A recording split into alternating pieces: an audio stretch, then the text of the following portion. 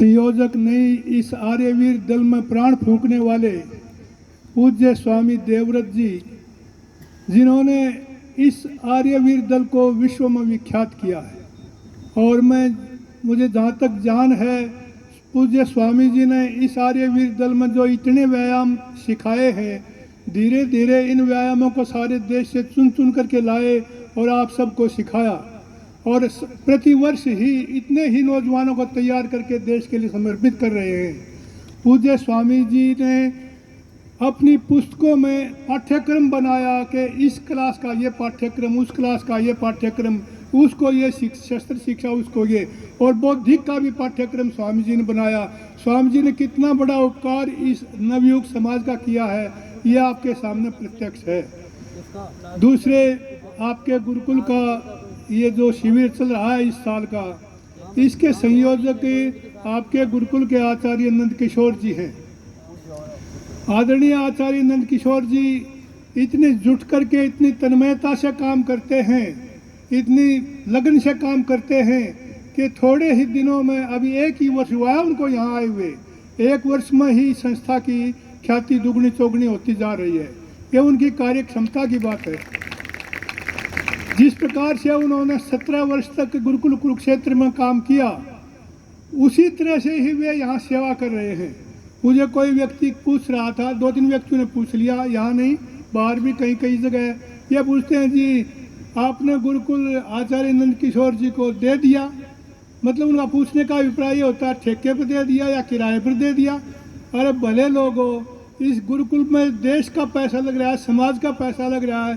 इस गुरुकुल की सारी एक एक जमीन देश को समर्पित की हुई है, क्या इसको ठेके पर दिया जाएगा?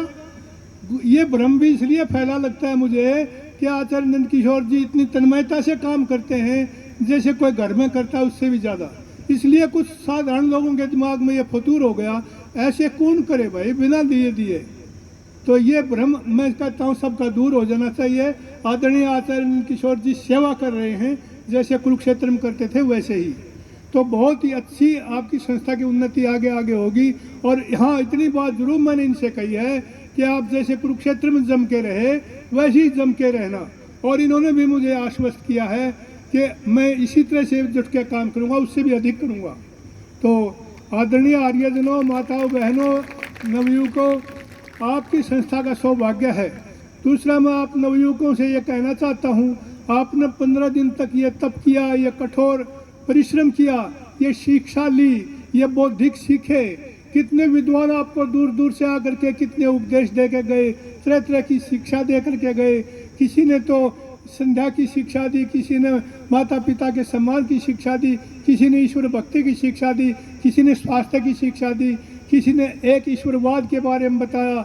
और ये जो सारा शिक्षा दीक्षा का जो कार्यक्रम 15 दिन तक आपने सीखा है, इसको आप ले करके अपने जीवन में आत्मसात कर लें और ये निश्चय प्रण कर लें कि हमने भी पंडित लेखराम की तरह से, गुरुदत्त विद्यार्थी की तरह से, स्वामी श्रद्धानंद की तरह से, पंडित लेखराम की तरह से और स्वामी आत्मानंद की तरह से काम करना है, स्वामी ओमानंद की तरह से काम करना है, ब्रह्मचारी उदयवीर शास्त्री की तरह से काम करना है। तो ये काम आप करेंगे तो आपका सीखना, यहाँ रहना कुछ कामयाब है। मैंने आपको पीछे से शिक्षा के उद्बोधन में भी ये कहा था और ये अपेक्षा की थी कि यदि देश के लिए, आपने देश की मिट्टी में पैदा हुए हो, देश के लिए कुछ करना बनता है, अपना कर्तव्य समझते हो, तो देश में केवल खाना पीना और मौज मस्ती से रहना यही नहीं होना चाहिए। आपको देश के लिए काम करना चाहिए।